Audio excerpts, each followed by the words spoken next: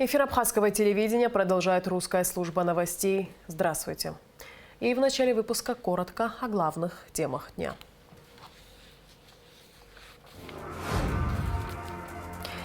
«18 студентов АГУ стали получателями именной стипендии от компании «Аквафон», присуждаемой за отличную успеваемость, активное участие в научно-исследовательской деятельности и общественной жизни университета.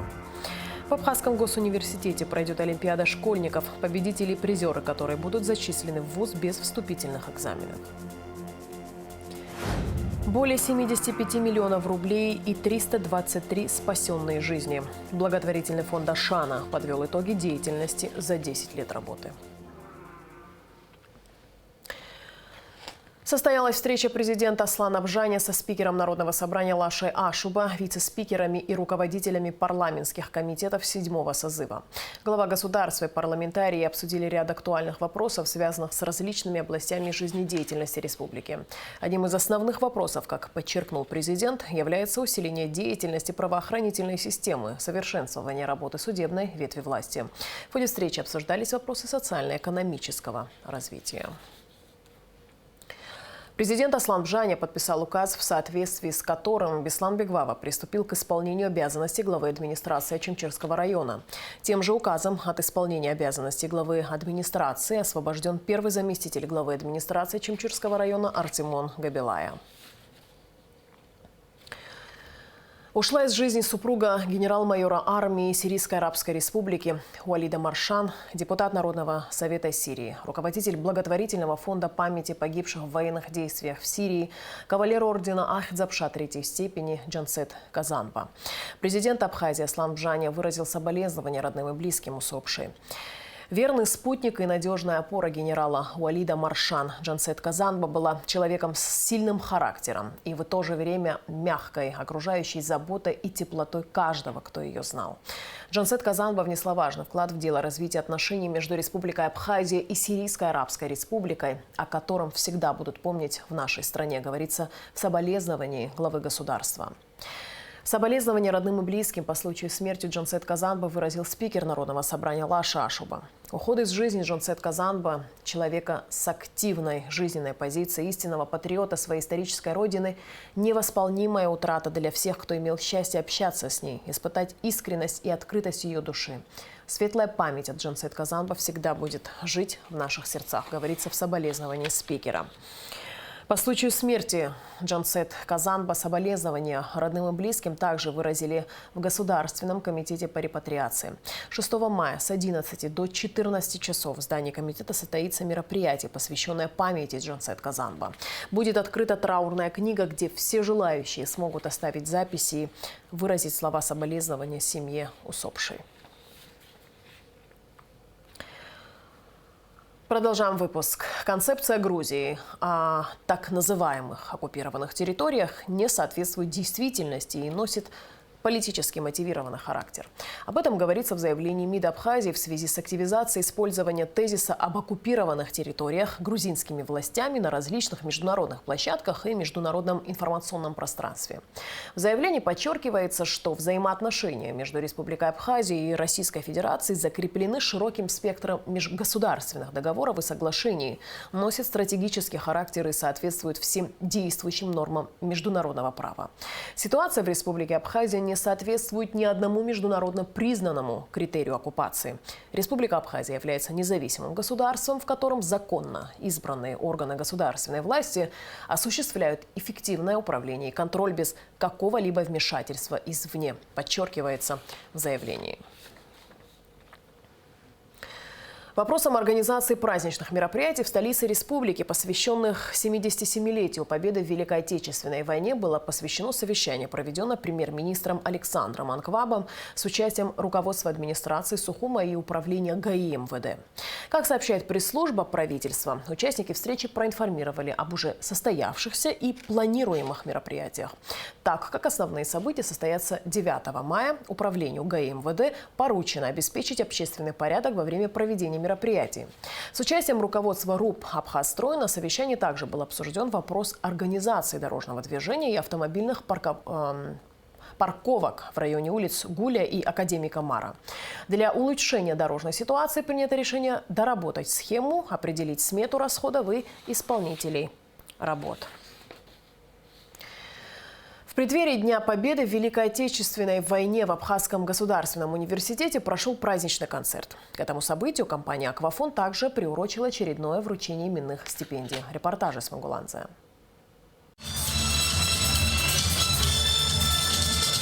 18 студентам АГУ вручены конверты со стипендией и именные сертификаты от компании «Аквафон». Стипендия присуждается за отличную успеваемость, активное участие в научно-исследовательской деятельности и общественной жизни университета. По словам студентов, быть стипендиантом означает постоянно держать планку и двигаться дальше, покоряя новые вершины. Со второго курса они меня позвали на собеседование, прошел собеседование и выбрали меня. Хорошо учатся у нас многие. Есть ребята, которые стараются, прилагают старания. И сейчас второй раз было собеседование, они выбрали опять, и к чему я тоже опять очень и рад, и удивлен. У нас было собеседование в Аквафоне.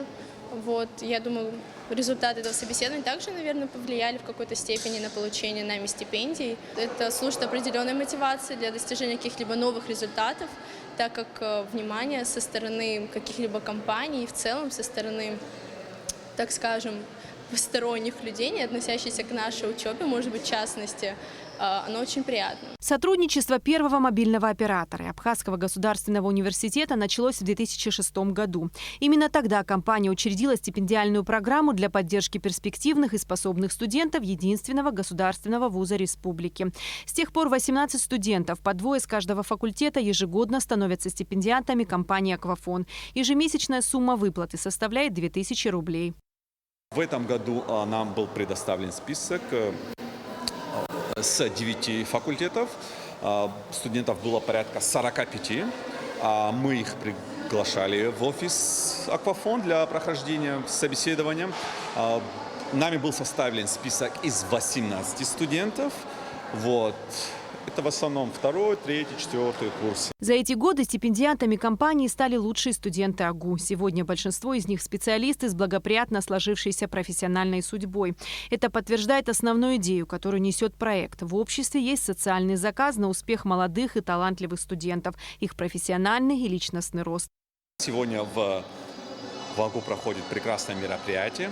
Оно посвящено к празднику 9 мая. И сегодня мы, пользуясь случаем, вручили стипендии отличившимся студентам АГУ. Мы очень рады, что у нас такие яркие, способные студенты. Мы, конечно, и впредь будем поддерживать данный прекрасный проект. Хотелось бы, конечно, поблагодарить ректора Олега Алексеевича. Также огромную благодарность выражаем Меде Николаевне, потому что они постоянно оказывают нам поддержку в реализации данного проекта. Стипендиальная программа давно стала неотъемлемой частью социальной политики компании в сфере образования и одним из ее самых долгосрочных проектов. Эсмагуланзе, Михаил Братухин, Абхазское телевидение.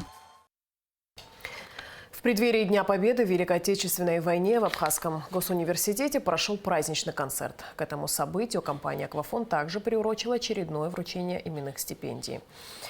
Сотрудники МВД и СГБ задержали гражданина Узбекистана по подозрению в незаконном приобретении, хранении и сбыте наркотических средств. Подробности в репортаже пресс-службы МВД. В результате слаженной работы сотрудников УКОН МВД и Службы государственной безопасности Республики Абхазия по подозрению в незаконном приобретении, хранении и сбыте наркотических средств путем тайных закладок в городе Сухум по улице Ардзенба задержан Жамалиддинов Сирдижаддин из Самидин Угли, 1999 года рождения, житель Республики Узбекистан. В ходе личного досмотра у задержанного сотрудниками наркоконтроля обнаружены изъяты полиэтиленовые свертки, обмотанные зеленой изоляционной лентой, содержащимися в них веществом светлого цвета. Также у гражданина Жамалиддинова обнаружены 2 сотовых телефона, на которые последний фиксировал места сделанных тайных закладок с наркотическим веществом и отправлял фото адресатам. Мужчина пояснил, что приехал в Абхазию с целью распространения наркотических средств путем так называемых тайных закладок и готов указать на их места. При дальнейших проведенных оперативно-розыскных мероприятиях в отношении задержанного ранее сделанные закладки изъяты по улице Бегуа в городе Сухум. Аналогичные, уже готовые к реализации свертки обнаружены в ходе обследования участков местности по улице Ардзенба. Согласно исследованию экспертно-криминалистического центра МВД, изъятое у гражданина Жамалидинова наркотическое вещество является метадоном. Расследование в рамках уголовного дела, возбужденного в отношении последнего по факту незаконного приобретения, хранения с целью сбыта, а равно сбыту наркотического вещества в крупном размере, проводит следственный отдел УВД по городу Сухум. С 13 по 15 мая в Абхазском госуниверситете пройдет Олимпиада школьников «Путь к вершинам». Победители и призеры Олимпиады будут зачислены в вуз без вступительных экзаменов по любому выбранному ими направлению. Об условиях проведения конкурса, его целях и задачах рассказали на пресс-конференции в АГУ. Репортаж Лауры Капш. Впервые Олимпиада школьников «Путь к вершинам» прошла в Абхазском государственном университете в 2019 году. В ней участвовали 374 выпускника со всех районов Абхазии. 68 из них стали победителями и призерами. В том числе 54 были рекомендованы приемной комиссией к зачислению на бюджетную основу обучения. Олимпиада проводится по общеобразовательным дисциплинам. Перечень общеобразовательных дисциплин размещен на официальном сайте Абхазского государственного университета в разделе «Олимпиада». Олимпиадные задания составлены на основе школьных программ и содержат вопросы теоретические и практические, а также задания состязательного характера. Из-за пандемии коронавирусной инфекции Олимпиада не проводилась уже 2 года. В этом году в связи с улучшением эпидемиологической обстановки Олимпиада пройдет с 13 по 15 мая. Прием абитуриентов осуществляется на 37 направлений подготовки специальности. Победители и призеры Олимпиады школьников «Путь к вершинам» будут определяться на основании рейтинговой таблицы среди тех участников Олимпиады, которые набрали не менее 70% от суммы баллов, полученных за выполнение олимпиадных заданий. Победителю Олимпиады будет выдан диплом победителя, диплом первой степени. Призерам Олимпиады дипломы призеров, диплом призера второй степени и диплом призера третьей степени. Победители и призеры Олимпиады школьников «Путь к вершинам» принимаются в Абхазский государственный университет на направление подготовки специальности, соответствующей профилю Олимпиады, без вступительных испытаний. Мы рады встрече с вами, дорогие выпускники. Желаем каждому только победы. Пусть победит сильнейший. Важно отметить, что для школьников, не набравших достаточное количество баллов при поступлении в вуз, приемной комиссии будет учтено их участие в Олимпиаде. Первая Олимпиада, проводимая в 2019 году, у нас был такой случай. На направление подготовки сервис и туризм на одно бюджетное место претендовало 2 участника, которые набрали, 2 абитуриента, которые набрали одинаковое количество баллов. Социальные характеристики у них тоже были одинаковые. Средний балл аттестата был также одинаков. Разница между ними была лишь в том, что один из абитуриентов, поступающих на направление сервис и туризм на бюджетную основу, был участником Олимпиады, а второй не принимал участие в Олимпиаде. И тогда приемная комиссия, возглавляемая ректором Абхазского государственного университета, приняла решение о предоставлении этого бюджетного места участнику Олимпиады. Поэтому само участие в Олимпиаде школьников «Путь к вершинам» стало своеобразным бонусом при поступлении в Абхазский государственный университет. Цель проведения данной Олимпиады – это развитие творческих способностей и интереса к научной деятельности у талантливой молодежи, популяризация научных знаний, создание условий для интеллектуального развития и поддержки одаренных школьников. Лаура Капш, Михаил Братухин, Абхазское телевидение. В Абхазии на месяц запретили лов камбалы черноморского калкана. Как пояснил председатель Госкомитета по экологии Савелий Чтанава, это связано с тем, что сейчас у рыбы начался нерест. Запрет продлится до 31 мая. Как вы знаете, путина 2021-2022 года завершилась уже 1,5 месяца. Но для нас важным всегда остается сохранение биоресурсов, сохранение популяции тех основных видов рыб, которые обитают в Черном море. По Государственному комитету Республики Абхазия издан приказ о запрете лова камбалы калкан. Этот период, приказ действует с 1 мая до 31 мая. Это связано с тем, что этот период является нерестовым для камбалы, откладывает икры, и потому запрещен на всей акватории Черного моря в пределах Республики Абхазия ловить камбалу-калкан. Я в связи с этим хочу обратиться к народу, у кого есть специальные разрешения, это чтобы ловить камбалу, надо иметь специальные камбальные сети. У кого есть разрешение и допуск на лов камбалы, прошу ограничиться до 31 мая, с заботой относиться к окружающей среде и к рыбным ресурсам в частности. Более 75 миллионов рублей и 323 спасенные жизни. Благотворительный фонд Ашана подвел итоги деятельности за 10 лет. Репортаж Адицы Сагария. Культурно-благотворительный фонд Ашана – некоммерческая благотворительная организация, созданная бизнесменом Бесланом Шакаев в 2008 году с целью оказания помощи нуждающимся категориям населения, а также для реализации социальных программ, направленных на оздоровление нации.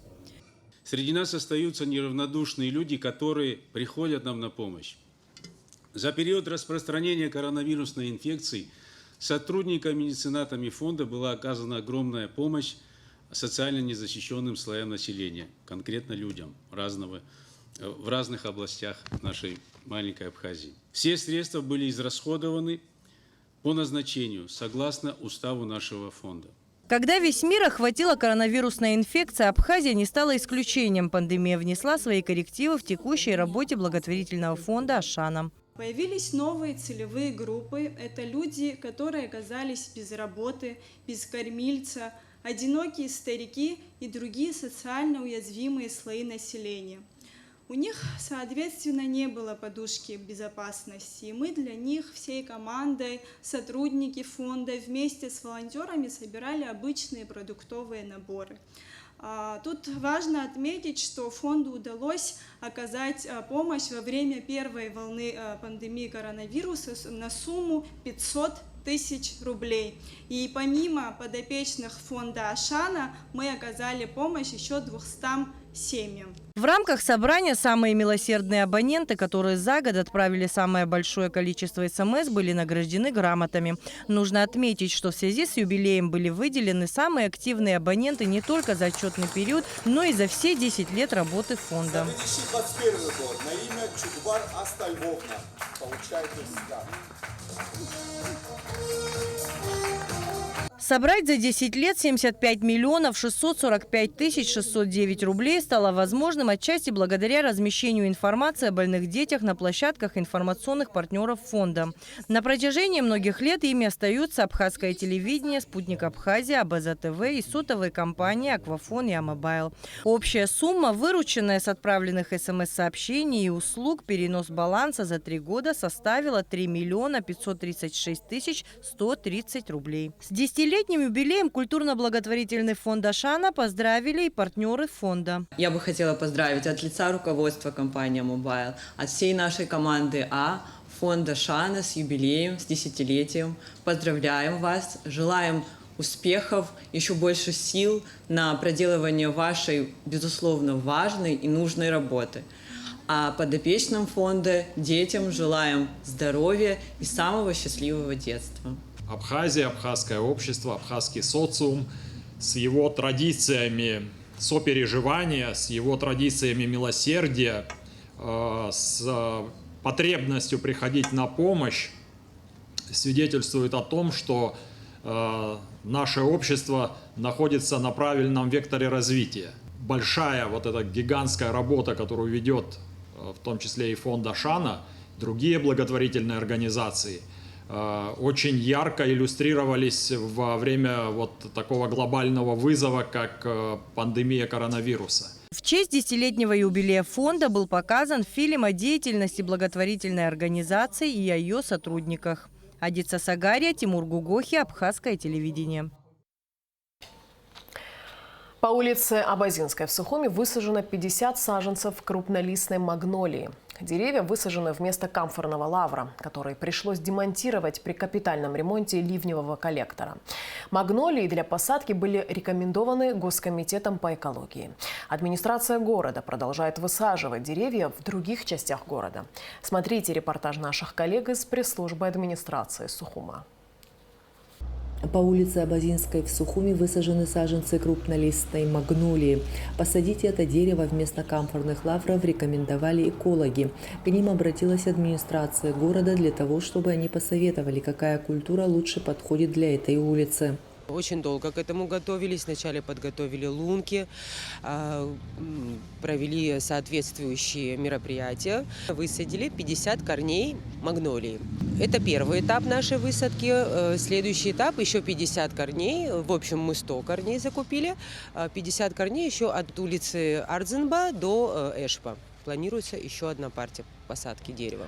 Корни камфорных деревьев проникли в старый ливневый коллектор, и по причине этого Абазинскую улицу, а также близлежащие, затапливало неоднократно.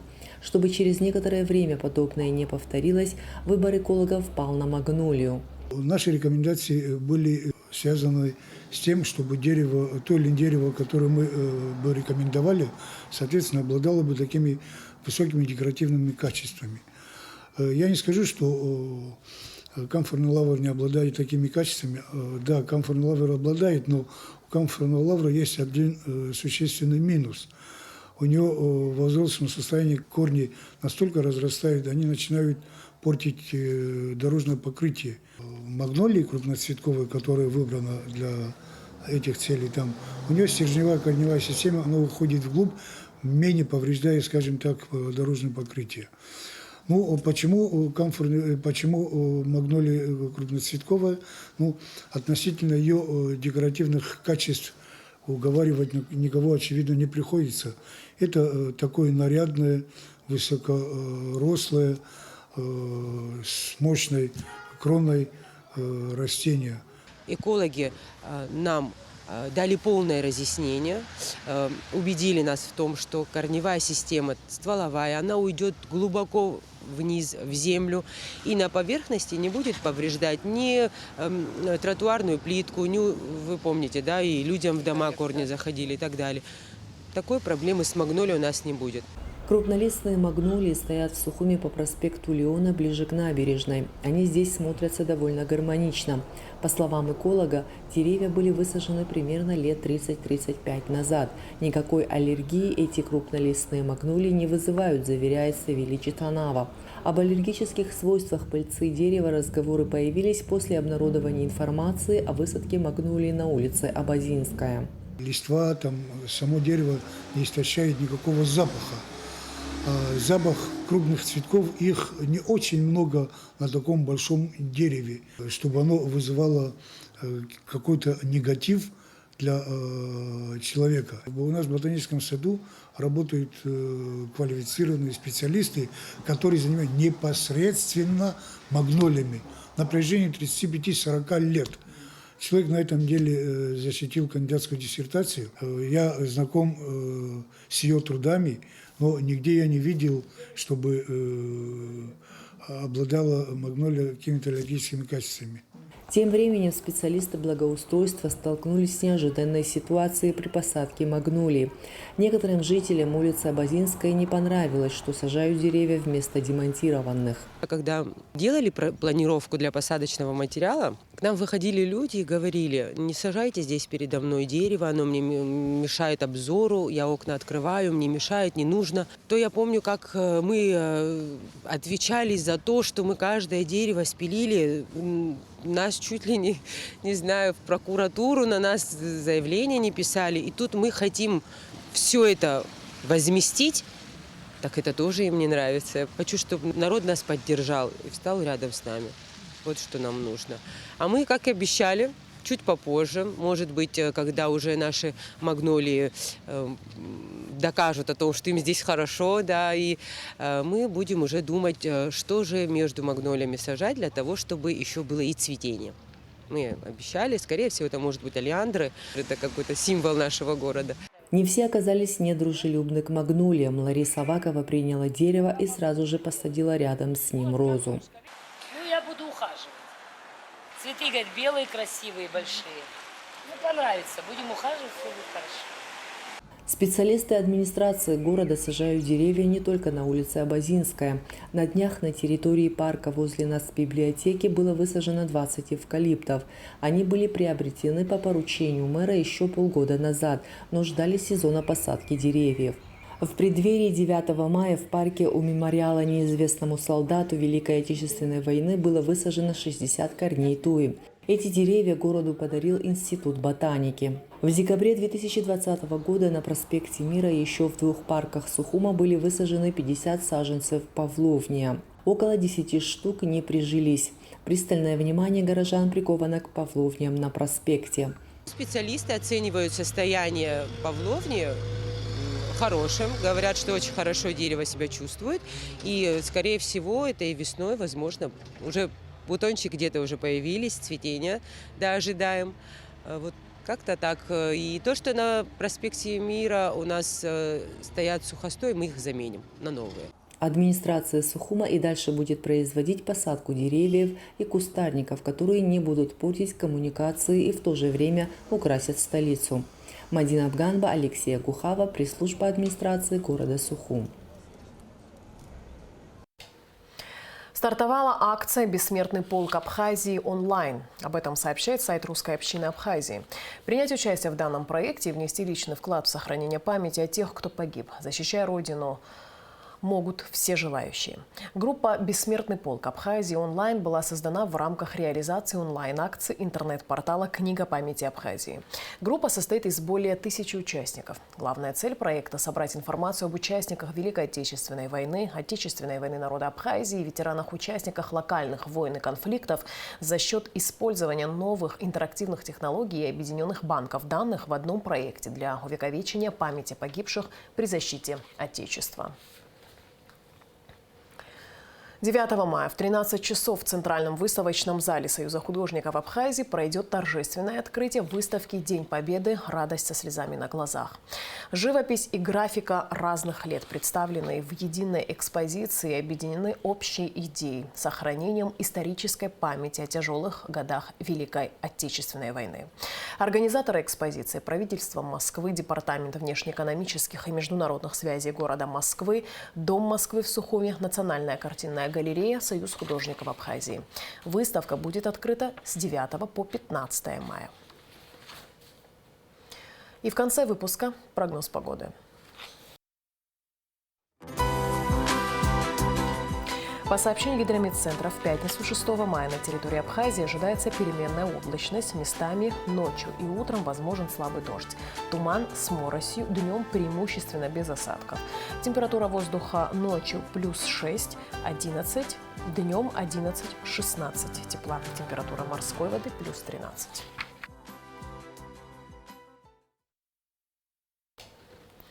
На этом наш выпуск завершен. Всего доброго и до встречи в эфире.